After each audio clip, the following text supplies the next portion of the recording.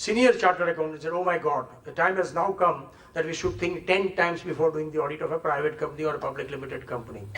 But I am here to tell you that no, it is not the case. And therefore, first be very clear. I know we all should appreciate that yes, in this country where we have more than 2 lakh chartered accountants, there are about 7 lakh plus limited companies, all private limited and public limited companies. In that, there are 70,000 companies which are public companies. And out of that, around 7,000 plus, which must be now 9,000, 9,500 plus, which are listed companies. Now the provisions are affecting not only to these 9,000 listed companies. Provisions are not only affecting to these 70,000 companies, but they are affecting to all 7 lakh companies. Now 7 lakh companies on one side, and according to me, around 1 lakh chartered accountant or 1 lakh 20,000 chartered who are in practice. So on an average, 5 to 7 companies per chartered accountant is available for the purpose of audit. Though the cap is now given of 20 companies. So be very clear in your mind. Don't ever think that, no, I am happy with my practice on VAT and I am happy with my practice on service tax and income tax. Nobody comes for me to do private limited companies or for that purpose, even for incorporation, and therefore I don't want to learn anything, and therefore let me not involve in that. This is the worst mistake most of us are making, including myself. I can share with you when the provisions of international taxation came, I in Ahmedabad thought, where are the clients in Ahmedabad, in Gujarat, who are doing export? Where are the clients or big companies who are involved in the import and export? And therefore, why should I learn international taxation and transfer pricing? And believe me, 1, 2, 3, 4, like that, we are almost 10 clients who are affected by this transfer pricing international taxation, went from my office and went to other chartered accountants who were, or who started learning and who became expert in this. So if you are not ready with the provisions of the Companies Act, if you are not ready with the idea of doing the audit of the private limited companies, maybe the willing client who will be otherwise coming to you will not come and you will be losing the practice. So my sincere request, if not advice, is that yes, we should be appropriately well versed with the provisions of this. Now with this, let us appreciate what is the provisions that have been substantially changed with regard to the appointment of auditors. Hitherto it was purely the pleasure or privilege or the decision of the management. Whomsoever they wanted, they would appoint the auditors. Now they have said no, it will be now done by rotation. Now again appreciate why this provision of rotation. We always say that auditors are independent, and independence is a state of mind. Whether I am independent myself, I am not affected by the audit fees that is giving me, by the other fees and remuneration or the facilities that is giving me, but I am independent because if I feel something is wrong, some provisions are not complied with, some violation is made, it is my duty to report and I will report. Let me again share with you, friends, because I am mentioning some of my own things so that I want to talk heart to heart, so you will be able to appreciate how it helps. When I started practice in 77, my own brother-in-law, my own wife's own brother, he and his friend started a private limited company of engineering in 76, 77, and I was appointed as an auditor. And I qualified the report in the year 78, 79. And the bank manager came to meet me, that I want to know who is this person who is bold enough to qualify his own brother-in-laws. You know, in Hindi we say, ek taraf sari khudai, or dusri taraf joru ka bhai. Means the entire world is on one side and wife's brother is on the other side. That is the importance of wife's brother. And still that thing happened, and the banker came and said that till I am the banker, you will not change the auditors. That was 78 to 2014. I am still the auditor. At that time the turnover was 1.20 crore. March 14 turnover is 1600 crore. Why I am mentioning this? That you should never hesitate to appropriately qualify and see that yes, you are willingly appointed in the subsequent year for your correctness or perfectness of the audit that you have done. So with that intention, the independence is attached to the noble profession of chartered accountant. We have to be independent. We should not feel that, oh, if I will do the qualification, I will be removed next year.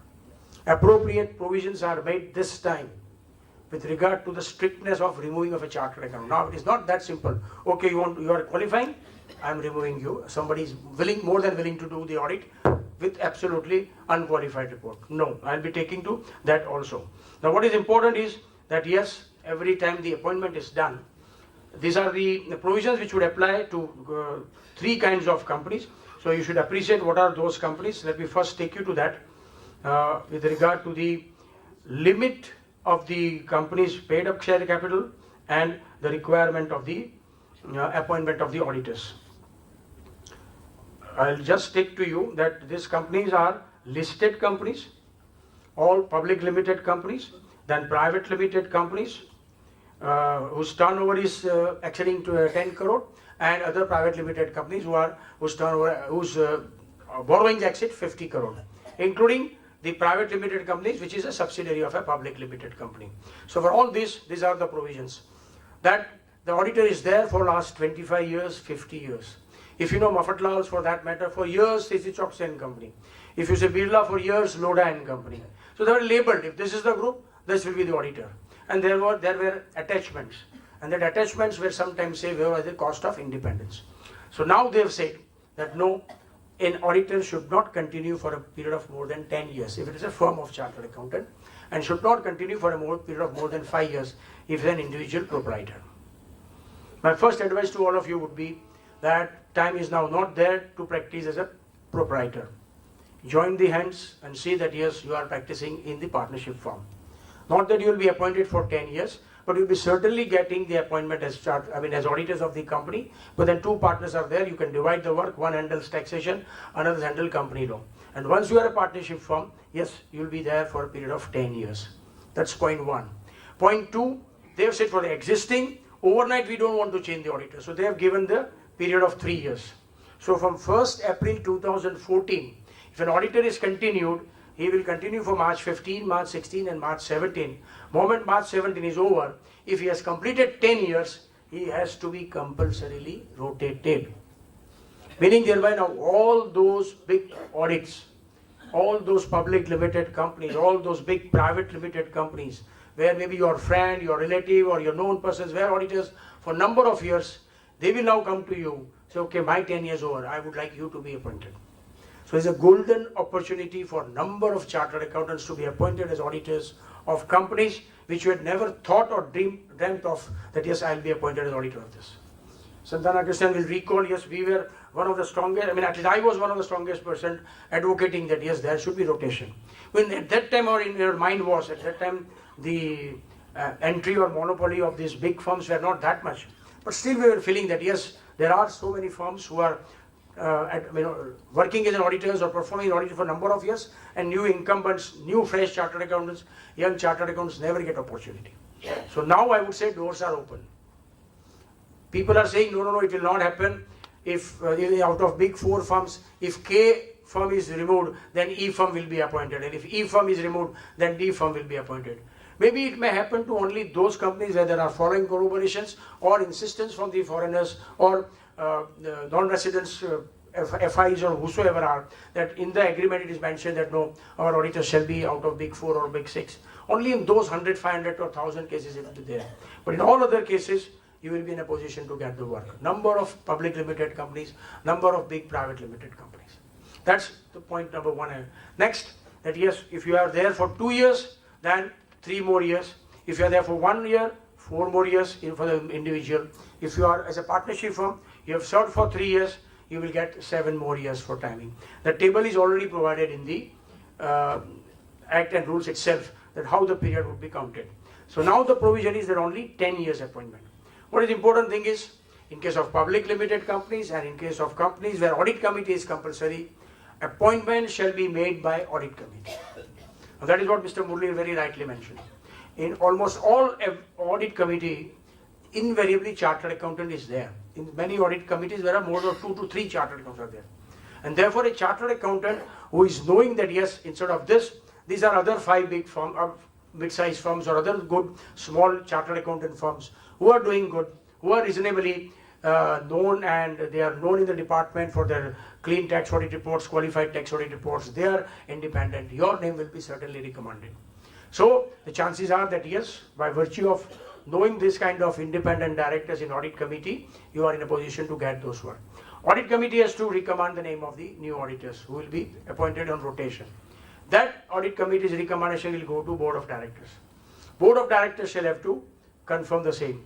If they are not in agreement, they have to give reason in writing that why they don't want to appoint these auditors.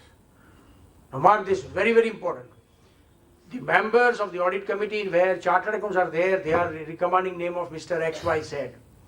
Board of directors, managing director and other members don't buy XYZ because they know that no, he is strict, he is independent, he is honest, not approachable. They would say, no, let us appoint ABC. Then they'll have to record the reasons that why not XYZ and why ABC, which would make the task difficult. That's second important thing. And once this is done by the board, it will go to general meeting by the members. Members, by and large, as you know, hardly I have seen in any case after I become chartered accountant that a firm of auditors appointed by the board has been not accepted by the annual general meeting. So AGM will accept. Once this appointment is done, you are appointed for a period of 5 years. That's the second biggest advantage, friends. So there is no hanging sword that if I am qualifying the report next year, I will be removed. If I am strict or if I am asking management to change the basic mistakes in the accounts, if I am qualifying my audit report, if I am asking to make certain provisions, they will ask me not to do the audit for the next year. You are appointed for a period of 5 years straight away. The additional requirement is that appointment is to be just ratified in the general meeting. So not that in every time that will be there. In case they force you that no, we are not comfortable, you kindly resign or otherwise we will take certain appropriate action. The provision is extremely good and comfortable for chartered accountants. Moment you resign, you have to communicate to the audit committee and to the central government why you are resigning with the reasons mentioned. Now here are the cases which has happened in 2-3 companies earlier in India also, where big companies, overnight auditors were removed and casual vacancies created. You must communicate that because I insisted that so many accounting standards or this and this provisioning or this and this liability were not provided, profit was inflated, loss was suppressed, they are asking me to resign. Now if this bold declaration, which should be honest and correct, is made in writing to the central government, I can tell you friends, no government officers or ROC whatsoever closely known to the other auditor or the management would dare to say, okay, you go ahead and let us remove this auditor. So there is a net available to the chartered accountant of safety. So there is another, I would say very sincere provisioning made with regard to the independence of auditor. So if you are asked to resign, you have to submit that with the appropriate authorities, I mentioned, to the central government and to the audit committee. That's point number 3. Now next important is that yes, you are appointed by the audit committee, recommended by the board, AGM approves, and your remuneration also has to be decided by the general meeting. General meeting can fix up your remuneration, 5 lakhs rupees, 2 lakhs rupees, or they may authorize the board of directors. The board of directors are authorized to fix the remuneration. So there is an increase in the work, increase in the volume, larger time consumed. You can ask the board of directors to increase your fees, and appropriately your fees can be considered by the board.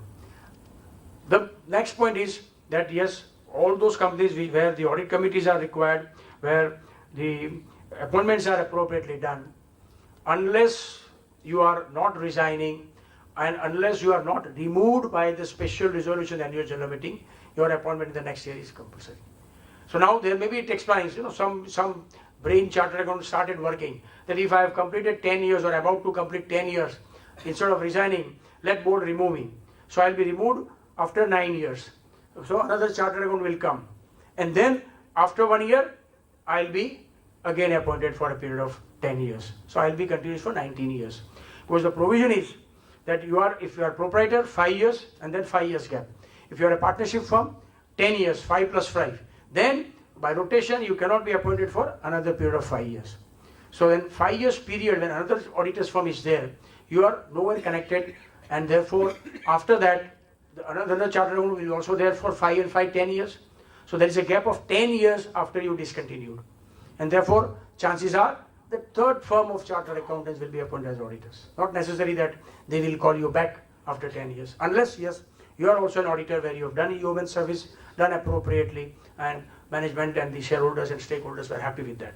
But what I'm trying to emphasize here is that these provisions with regard to the appointment, with regard to the consideration by audit committee, appointment in annual general meeting, appointment for 10 years, then break for 5 years, and in turn appointment by them is a great provision and will certainly open up many good areas for the profession of chartered accountants.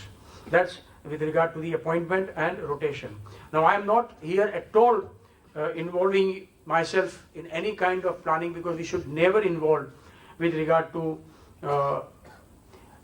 any kind of loopholes with regard to continuation of a period for more than 10 years.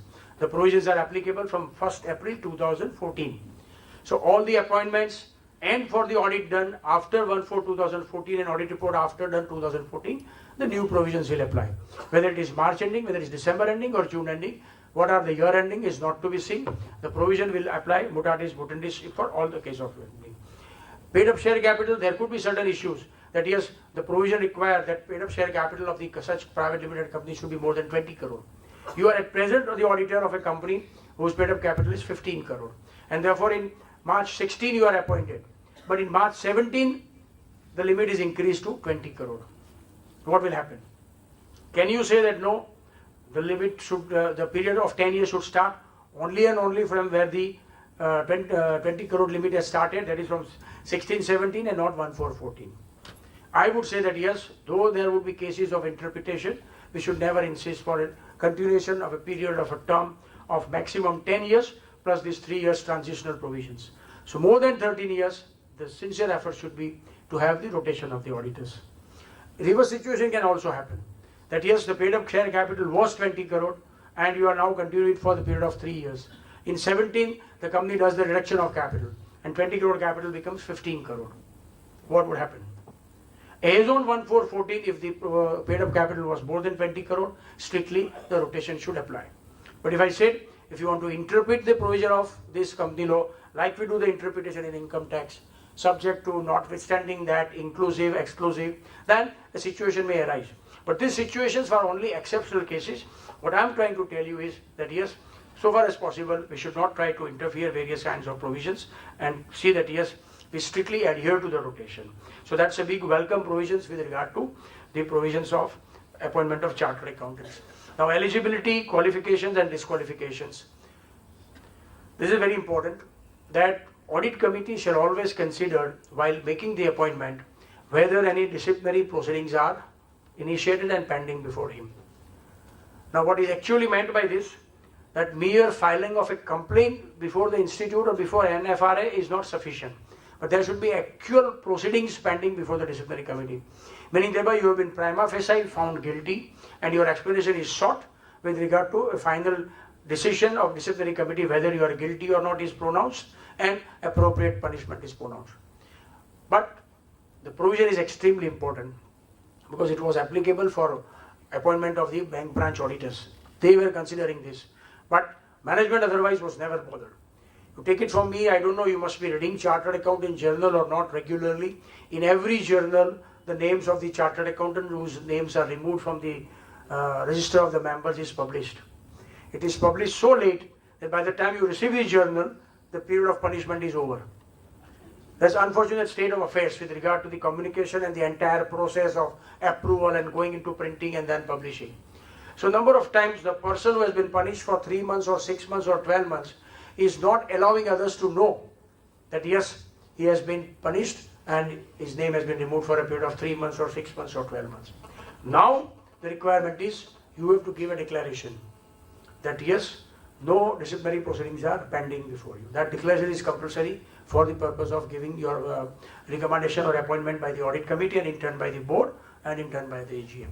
So unscrupulous auditors who really deserve the punishment and not to be appointed will certainly be taken back, and deserving chartered accountants, new chartered accountants, fresh chartered accountants who are not affected by these provisions will get the chances of being appointed. So this is another important thing, that qualification and disqualifications.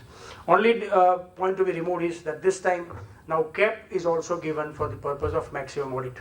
We had the cap in tax audit by the institute, initially 30, during my tenure 2007 we increased it to 45 and last year the council has increased it to 16. Because based on the volume, based on the turnover and based on the total chartered accountant, this limit was fixed up. As I gave you the statistics, 1 lakh plus chartered accountants and 7 lakh plus companies. Based on chartered accountants involved in audit practice and all that, the Companies Act 2013 has provided that the maximum audit that a person can do is 20. Proprietor. If you have 2 partners, 40. If you have 6 partners, 120, like that. So this provision is there. So that declaration is also to be given that yes, you are not exceeding that limit with regard to the provision 2013. So unlike tax audit, you don't keep on accepting the audit, keep on signing. You have to give a declaration that yes, I am within the limit as prescribed in the 2013 Act, and if it is crossed, you will certainly not be eligible for the appointment. So that is very important provision which has been made in 2013.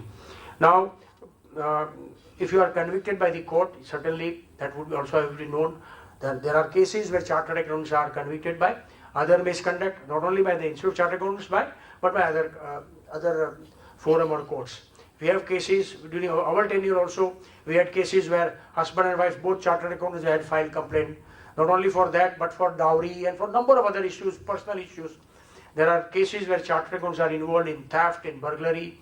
Their name are knowingly or unknowingly involved. Sometimes police involve them. Whatever could be the case. But if you are convicted by a court, certainly again you are there with regard to the disqualification, and you cannot be appointed. So this is very important. Then comes the prohibitory service. This is another very, very important amendment. And this is there all over the world. We had made in the provision by the council resolution and in the act, but Companies Act now introduced it. This is very important. This in turn will again, as I am telling you friend, give opportunities to young or new chartered accountants for getting the appointments. Many firms are doing the audits as well as various other management services. They would say, okay, we'll install your entire software, we'll give you design of your software, you want the loan from the bank or financial institutions, you want a foreign partner, or you want FI investment, or you want other consultancy services, various kind of services they are being provided by the auditor. Now what would happen, that the audit fee would be only 1 or 2 lakhs, but the other fees which such auditors were getting were 10 lakhs, 15 lakhs, 20 lakhs. Now that in turn was so much great financial benefit or help to them that they used to surrender or succumb when it comes to the audit. And to maintain that independence, the Act has provided that now you cannot do other services like accounting and bookkeeping, internal audit, designing and implementation of any financial information system, actuarial service, investment advisory service, banking services, rendering of outsourced financial services, that is BPO and KPO, rendering of management services. Management services is not defined but is very wide, and any other kind of services as may be prescribed from time to time. So this is very important. I think Honorable Principal Chief Commissioner has come. But what I was trying to mention is Commissioner. Yeah. So what I was trying to mention that yes, there are opportunities in this amendment also. If a firm of auditors want to continue the auditors, they will have to discontinue this kind of service. So avenues are available. Yeah, very. Thank you. He called me because you want to fill up the time. No, absolutely. So you have all the time, please go. No, in fact, he will be the most appropriate person to fill up the gaps which I have not clarified, because he was involved in the entire amendment proceedings with regard to the. Since you are here to make it a little more interesting, I have one concern which I think sure. I don't like to do tax practice. So some reason or the other, I felt that tax practice is always ruined the profession's name. So I can't even fill up my own IT return. So pardon me for asking this. Is it correct for us to put artificial limit on tax audit and spoil the name of the profession with the CAG report? We are all going and blaming the CAG report, saying CAG has done this, somebody has signed 200 tax audit reports. If he is earning 5,000 rupees and 200 tax audit reports, where will he go for his livelihood? Is it correct for you to fix a limit without knowing, understanding the time that it will have to require? I mean, that's something which is very important. I have been fighting. I would like to avoid certain platforms. One would be predominantly income tax people for only one reason. Our profession's name and image is completely ruined only because of a relationship we have with one department. The department is not protecting us. The tax standards, they never even appointed chartered accountants or Institute of Chartered Accountants to be on a board of the tax standards. I think we have all got some kind of self-respect in us. I don't think we should be doing this kind of practice which will spoil our name. I'm now coming back to this. We are all debating countrywide, why is this CAG has made a comment? Fundamentally, we should look at whether we should put an artificial limit. Can you say that Mafsal area person and a large accounting firm which does 40 tax audits and a fellow who does a trader 40 tax audit are having the same time, are having the same revenue, are bound by the same one? This is the problem. Problem lies with us in saying we'll bring in control in everything because we want to distribute poverty. We are not this. We are getting to be socialistic. Sorry, I may not get time now that the Commissioner of Income Tax has come. I would like to also go. I thought I would share with you that why are we bringing in artificial restrictions? Allow people to do what they want. If it is a regulated practice, regulate that practice like audit. Only so many chartered accountant firms can come in and do the audit. We have allowed everybody to do tax audit, everybody to do this. I think bringing in this artificial restriction, I'm giving you a few minutes less, sir. The bringing in artificial restriction, after all, in a globalization, people are allowed to go anywhere. As long as you prescribed a qualification, 200 people come, let them go. Instead of putting a restriction on the larger firms, we are putting a restriction on the smaller firms. Now, that's something which is what is really working in the people. Honestly, in mafsal areas, I don't think they'll pay you more than 10,000 rupees. If you are going to say you can't do more than 20, you can't even go and take a free TV from our chief ministers and free chappals and free shoes and things like that. And where will he go? I think the profession will have to stand and say, I will not do this tax audits. I don't want it. Because I can't fill up my tax returns. I'm being very honest. I cannot fill up my tax return. I take great pride in it. Because the rest of the world is so beautiful and so wonderful. And there is such a huge opportunity. This department is one which, the moment heard that he has come and I was also going to be there, I thought I should steal. I know that the majority of you are tax practitioners, but I'm not decrying that. I feel we should demand respect from this department if we have to support the department. I have said this in the council that please never blame chartered accountant for corruption. We are only carriers. We have never taken money. If your department doesn't work, my own refund, I can tell you that my own refund for 5 years is pending. And I don't want to go to Chief Commissioner and ask him for my money. I said, you do what you want. I will not do. Because how much you can also go and for refunds you have to go to them, for everything, what they use the word settlement. I don't think that's not what we are educated for. We are educated for doing much bigger and providing leadership skills and not doing such kind of things. Therefore, I'm saying we should not bring in artificial restrictions on the profession. Yeah. If somebody is capable of getting 100 audits, let him get you put a quality test on it. See whether he is able to spend time on the audit. Why are you getting into him and saying, no, don't do this, don't do this, don't do this? And of course, there are people who have signed 1,000 certificates. While disciplinary committee we may take action, I can really appreciate their entrepreneurship because they had so much of faith in the institute that nothing will come out. And he made 1,000 charters. And what's wrong with that? I think somewhere along the line, we should be clear that this citizen of this country should have freedom to do what he wants, should not bring in number restrictions, artificial. On the other hand, we should have said nobody can pay less than 20,000 rupees to a tax audit. The way that you are all asking all questions and all answers and how we should do it, it's extremely difficult. And what about the equitable distribution of what? 1 minute. Yeah, I'll come to it, sir. Equitable distribution. The one thing is professional qualifications are not employment guarantee schemes. I'll be very frank with you. These are not employment guarantee schemes. These are people. Employment guarantee schemes are given under socialistic concept. Second is, why do you think people will not get work? There are not chartered accountants, enough chartered accountants in this country to do such lovely other work. One more reason, because I would have time. The reason why I came was Murli is the only person who can get so much of people sitting on a Sunday. And Murli only tells me that, he'll tell me, SK, you have to be there. So I won't even ask him what purpose I have to come. I'll tell him, yes, Murli, I'll come because he is a man with the iron hand with a golden, with a velvet glove is what I call him. So he says, I have to come, I come. I must tell you, where is my photographer? When Murli was not in the regional council, photographer's health and he has become very thin. I used to ask him, why have you become thin?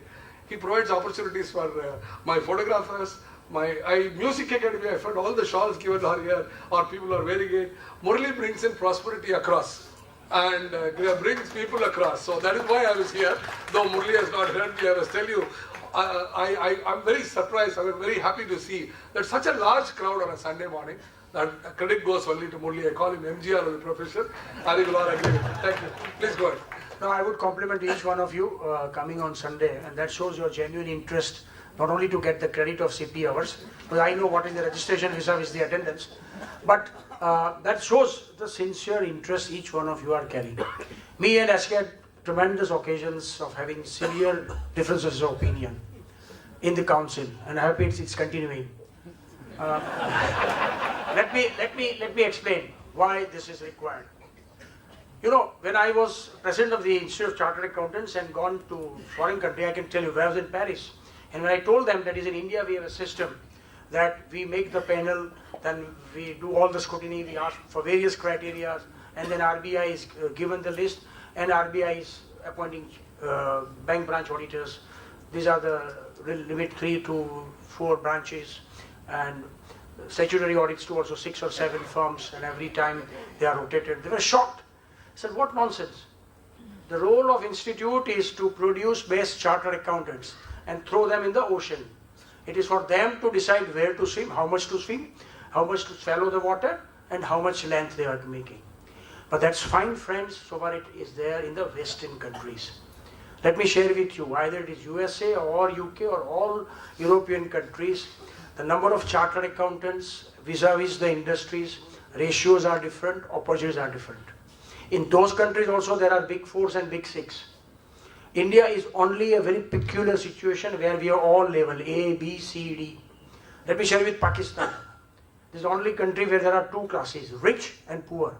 You don't find middle class there. In India we have now 4 classes, rich or ultra rich, then higher middle class or rich, then lower middle class or not so poor, and below poverty line. Now with utmost respect to my professional colleagues, all those students whose father were rickshaw drivers, were policemen, were beggars, were not earning enough, their children have become chartered accountant.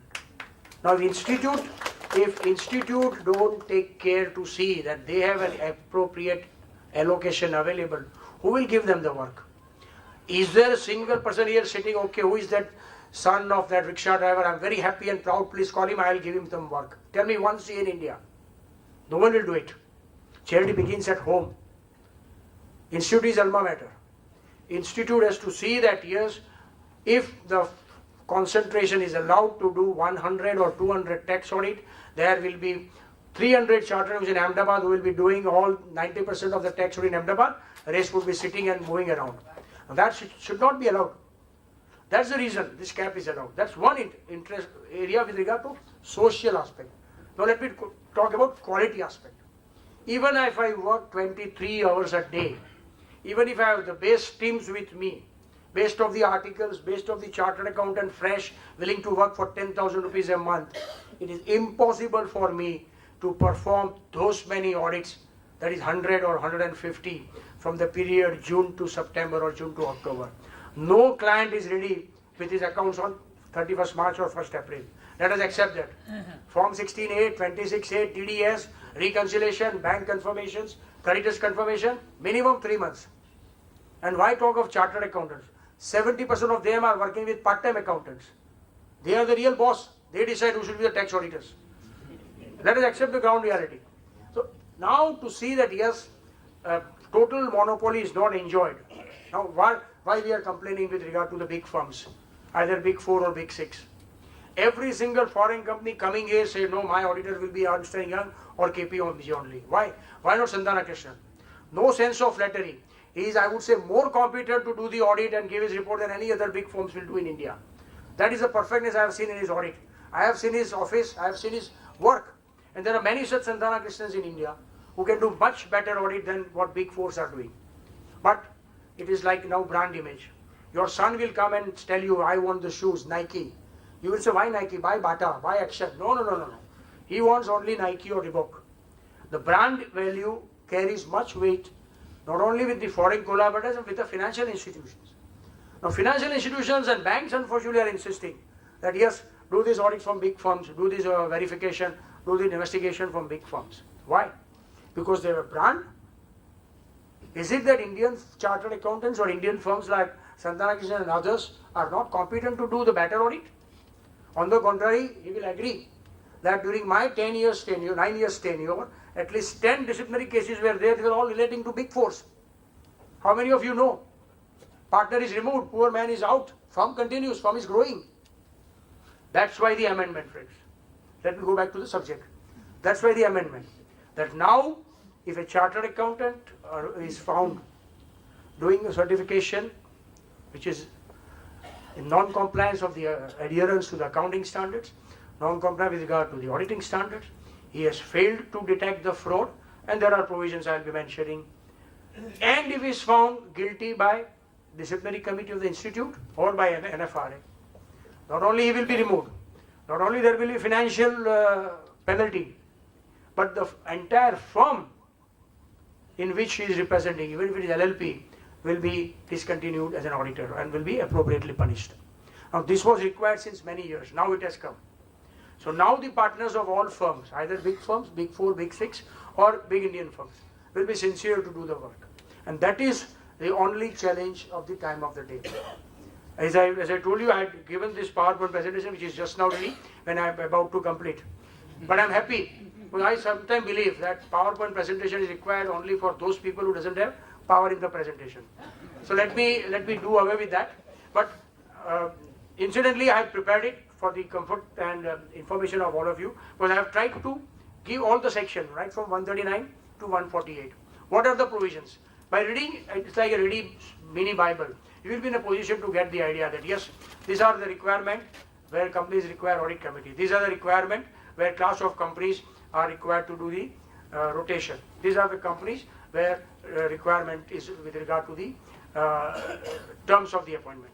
Now these are provisions, as I already mentioned, government company and casual vacancy. I am not taking you again. What I am trying to now take you to, most important aspect is with regard to the detection of fraud.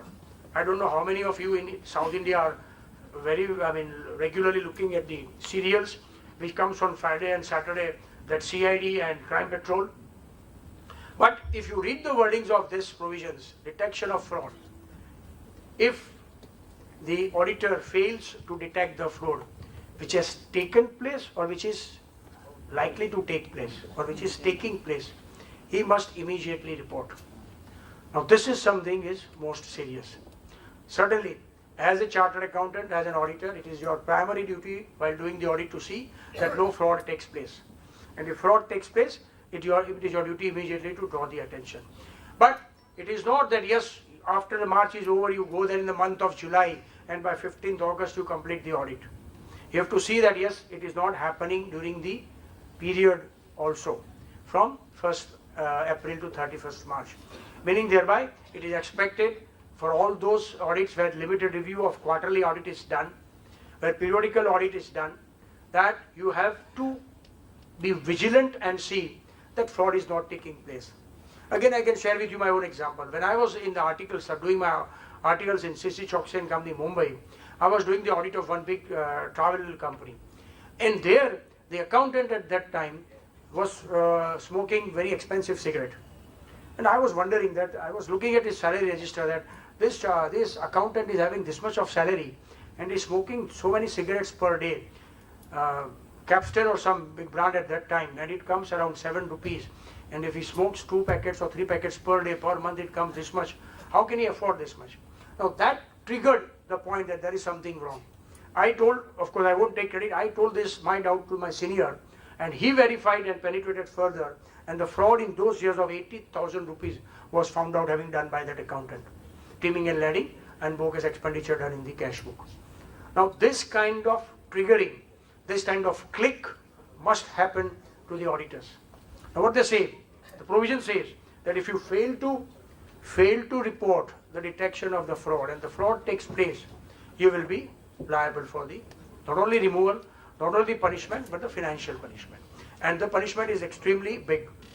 Whatever is the loss will have to be paid, financial loss suffered by the company. Now you know what is the loss suffered by Satyam. Had this provision would have been there at that time, imagine how much money the firm would have paid to the company and to the shareholders, by which the situation would not have happened. But anyway, never late then. So it is now there that yes, a chartered accountant should be extremely vigilant with regard to the detection of the fraud. The question is, how can you be so sure, so confident that a fraud has taken place or is taking place or is likely to take place? It is very, very difficult. And more important than that, they have not defined what should be the monetary limit. So the requirement is, moment you detect the fraud, you write a letter to the board of directors within 15 days. Within 45 days, the board should give their reply that no, this is not the fraud, this is in our knowledge, this is how the system works, there is no falsification in accounts, no money taken away, and it is only your doubt, but we are clearing. If you are satisfied, the matter ends there. If you are not, then you report to the central government. And within 60 days, you have report to the central government. So 45 days plus 15 days, so within 16 days, you have to report to central. If you fail to report, again there is a punishment. Meaning thereby a chartered accountant auditor is not allowed to be complacent or rest and take it easy. Okay, I have raised the alarm, I am a whistleblower, I have drawn the attention of the management, now let management be careful. No. You have to draw the attention in writing, get the explanation. If convinced, verify the documents again. If not convinced, inform the central government. And when the central government steps in, your role would be reduced to that extent, minimized. Your liability would certainly not be there. But if you fail to do this, there will be a penalty. Now, it's extremely difficult. Let me give you another example. I think Mr. Murli was there in the council when the situation happened. It's just not possible every time to raise suspicion and doubt a person with regard to the fraud. If you remember in August 2007 when I was the president, the paper of CPE leaked. I was in Ahmedabad, the news came in the TV, I was immediately interviewed, and then I urgently called the meeting of exam committee. Everybody flew to Delhi, and 2 o'clock in Delhi we had a meeting. The center from which the paper was leaked, the principal was called, the vice principal was called. Believe me, they both were ladies. And I started grilling them in the presence of all other my executive committee members. And they started crying. And the way they expressed themselves, that how perfect they are, how sincere, for how many years they are working as a principal, I felt sorry, I doubted them, I should have not done them. I felt guilty. So after those 45 minutes and 1 hour altercation took place, I asked one of the council members to please escort them and say bye-bye and see that they are comfortable, have a cup of tea. And I was feeling guilty that, oh my God, how come that I suspected them? Believe me, friends, after 12 months of rigorous inquiry by the police, those 2 were the real guilty. They had opened the envelope from the back side, taken out the paper, got the photocopy, sealed it back. 9 lakh rupees were paid by some leading classes to them. Next day morning, they both purposely came late. So the representative, including, we have a chartered accountant who comes there. Oh, sorry, we are late, time is over. In rush, the envelope was opened, nobody noticed, and then things went, everything smoothly for them. But it took 1 year for police to take their commitment, and all the evidences were found out. I'm sharing with you, friends, why? Because it's extremely difficult for a chartered accountant to be that vigilant and see that yes, fraud has taken place or fraud is taking place during the continuation of your audit. This is where you have to be careful. This is where, friends, yeah. Sorry? Yeah. Sorry? Likely to take place means you are seeing that yes, cash and bank balance shows 2 lakh of rupees and there are no entries in the cash book for last 1 month. Purchases are there but bills are not coming. Bills are there but goods are not coming. You verify the stores and you see in inward GR there are no goods are coming up. If for example sales are affected but good delivery notes are not there. The truck receipts or the bilty what we call are not available for verification. So bogus sales, bogus purchase, inflated expenditure, there could be a number of instances. Sir, what the act says is fraud is being committed. So the fraud is being committed is something like, as the act of fraud is taking place, would you be able to identify it and say that? So that's what it means, fraud is being committed. So it's the likely to take place is something which has commenced. For example, you find that something which has gone wrong. And then there is it enters into a fraud. Very difficult, but we have, and the new Companies Amendment Act, we have changed that and we have brought in threshold limits. That will bring in. But one thing, sorry sir, I'll take 1 more minute. I don't think the profession should cry on this because it's a trust reposed on the profession. Are they saying you identify a fraud? They are not saying you identify a fraud. All that they are saying is report. Whereas I find I'm unable to accept the noise that the profession would make. You are not being asked to do anything. Are you being said, please go and identify a fraud? No. During the course of the audit, if you find a fraud, please report something which shows people are willing to put additional confidence on the audit. I'm not for a moment supporting that, but professional has no additional responsibility except to report. That reporting has also now been modified. I look at everything as a professional opportunity. Can you charge more? Can you charge 10,000 rupees for reporting on a fraud? You should be able to charge. Absolutely. Convert it into a professional opportunity rather than cry about it is what is the view that I have taken in the council. Of course, a lot may not agree, but that is what we should look at. Thank you, sir. That's what I was saying. But with this, there are challenges, and challenges are giving opportunities. So we should not be afraid. Oh my God, if I'll not report on the fraud, I'll have to pay this much. No, don't think negative. I mean, you have to be vigilant, and while vigilant, moment you notice something, you write. Even if you suspect, nothing wrong, immediately write that I suspect. That management is correct, okay, we appreciate, but nothing to raise any suspicions, you are comfortable. But don't remain silent.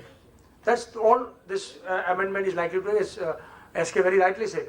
That it is not that you keep on doubting, you are not bloodhound as per the old maxim.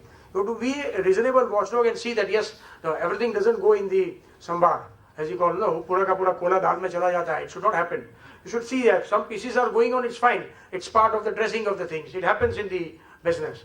But big fraud, out and out, without the knowledge or with connivance of the management, should not be happened. Still any question? Yeah. Bank branch audit, government audit, as of now, no. It will come certainly. Particularly in concurrent audit, bank they are now very strict.